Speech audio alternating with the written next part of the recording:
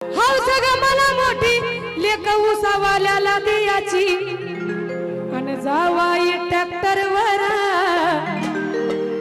मैना मोळ्या गवा